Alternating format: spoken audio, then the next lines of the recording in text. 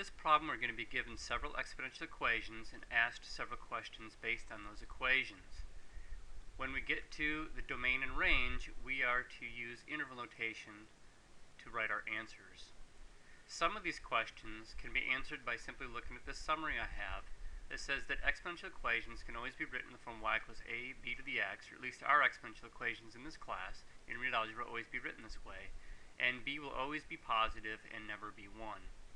So the base is defined to be the b value, the thing that's being raised to an exponent. So in this case you can see that the base b, the second question, would be 0.85, and in the next question the base is 1.25. There's actually even another equation, but this is going to be enough to make a decent video. The initial value has to do with the vertical intercept. So down here it says write the vertical intercept as a point. This is very easy to do. The vertical intercept is always what you get out when you plug in 0, and with our exponential equations, when you plug out 0 you always get out a.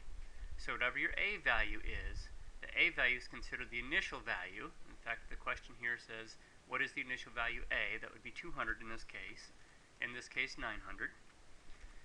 As a point, you could think of the a representing the output of the point of the vertical intercept.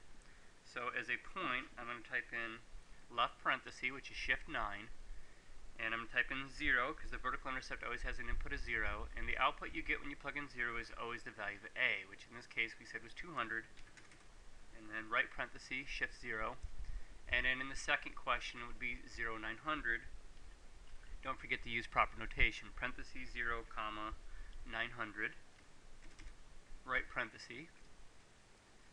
The domain, the range, and the horizontal intercept are a little bit more difficult to explain, as well as the horizontal asymptote.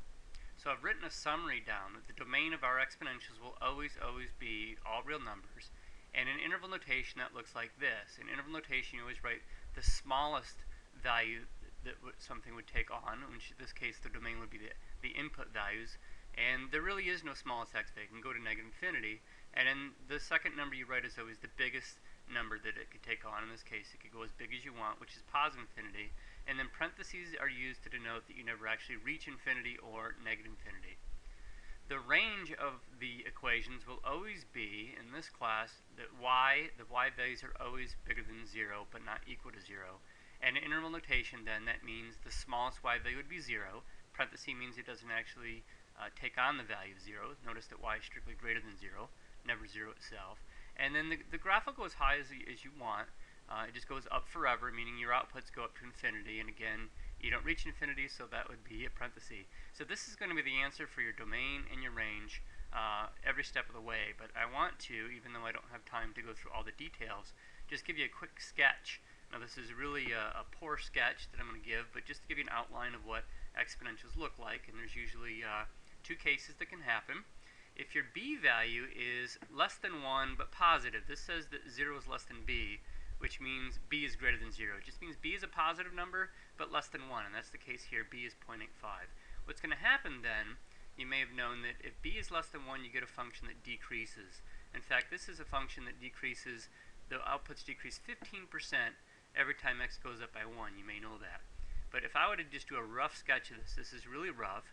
Probably most instructors would not accept this as a graph, but just to give you an idea, it starts at 200. Remember, the initial value is 200, and you get this straight here. Try that again. So that would be our vertical intercept. It's what you get out when you plug in 0. So 0, 200 would be a point, and every time I move over 1 unit in the x direction, my output's going to go down 15%. So, and it's just going to keep happening. But if you were to reduce something by 15% over and over and over again, it gets smaller and smaller, but never becomes negative. So your y values just get really close to 0, and this is why the range says that basically your y values are always positive and never actually hits 0. If you extended this to the left, then the graph would just go up to infinity like this.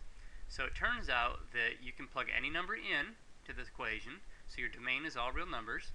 The range is always going to be that your y values, your outputs are always above the x-axis. Your y values are always positive.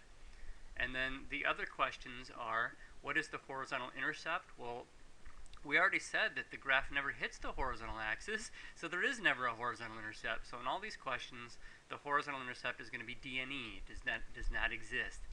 is the way to type that into MathAS. So there is a vertical intercept, but never will be a horizontal intercept. If you take something that starts at 200, reduce it by 15% forever, it'll never actually completely disappear, become zero. The value is always positive.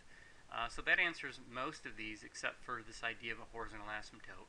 The horizontal asymptote of this, and is the answer on all of your exponentials, is y equals 0. Now I'm not supposed to draw this as a solid line, I'm supposed to dot it to indicate that these are not points on the graph, that these are just a reference line to let me know that the graph goes lower and lower and lower, gets infinitely close to being this line, but never actually reaches this line. The equation for a horizontal line through 0 is y equals 0, given the fact that our output variable on these problems are y. So let's go back here and look at my summary as well as the graph that I just showed and start answering some of these. The domain is right there, all real numbers, but we are to use interval notation when we write our domain and range. So this is the domain on all of them. So on MathAS, to type in the domain interval notation would be left parenthesis. To say all real numbers, you want negative infinity, so negative. And then infinity on MathAS is to use two lowercase o's, not zeros. If you use two lowercase o's, it looks like that, comma, positive infinity, so I'm going to use OO again. Make sure you don't use zeros. And then right parentheses. And because this is the answer on all the problems, I'm actually so lazy, I'm going to just copy and paste it into the next one. Same thing here with the range. The range was such that the outputs were always positive. They're always above 0. So the range could be written that y is bigger than 0. But the way to write that using interval notation is that your y values are always between 0 and infinity.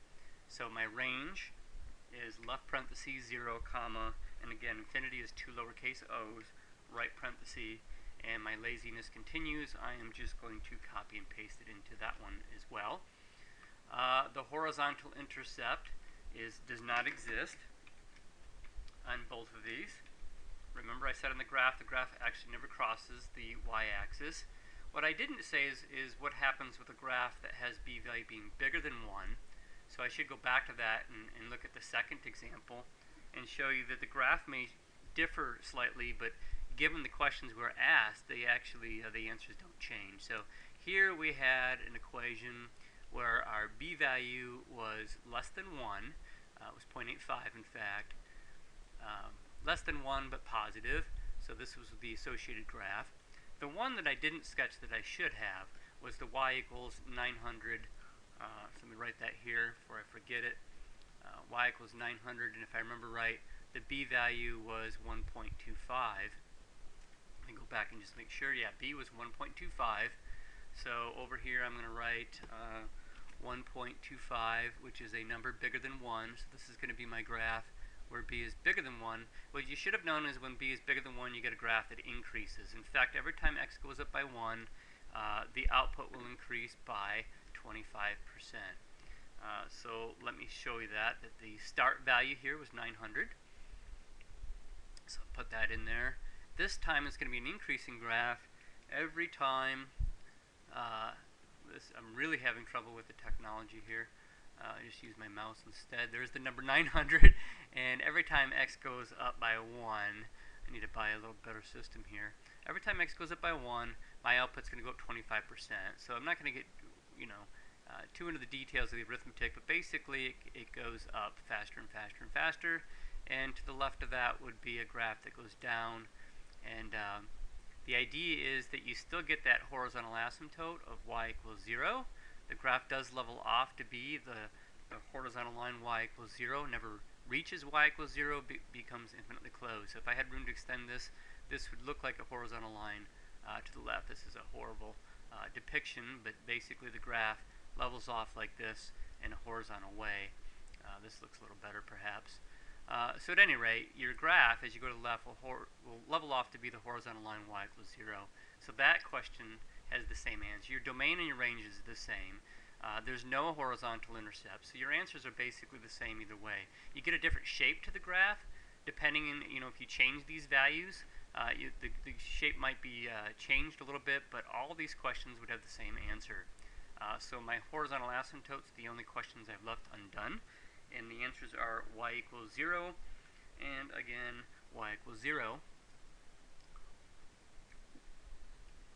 If I go down, I believe there's a couple more questions that I'm to answer. It says, what is the behavior of the graph left to right? So in this case, since we had b less than 1, if you look at our choices, is it increasing, decreasing, or staying constant? Well, it definitely decreases because our b value is less than 1. That was the first case. In the second case, b was bigger than 1, so it was increasing.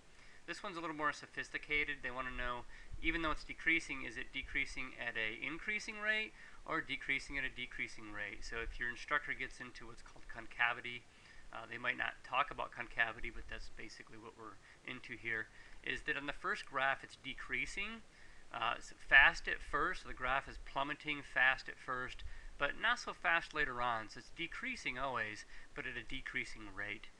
So it's decreasing at a decreasing rate. Our second example, if you remember right, it starts out, it always increases, but it starts out increasing very slowly. You can look at the slope of this line, it's relatively flat, and then what happens as you trace to the right is the rate of increase itself increases, meaning the graph is not only just growing, but growing faster and faster and faster. So they want us to say that the graph is increasing, but moreover, it's increasing at an increasing rate.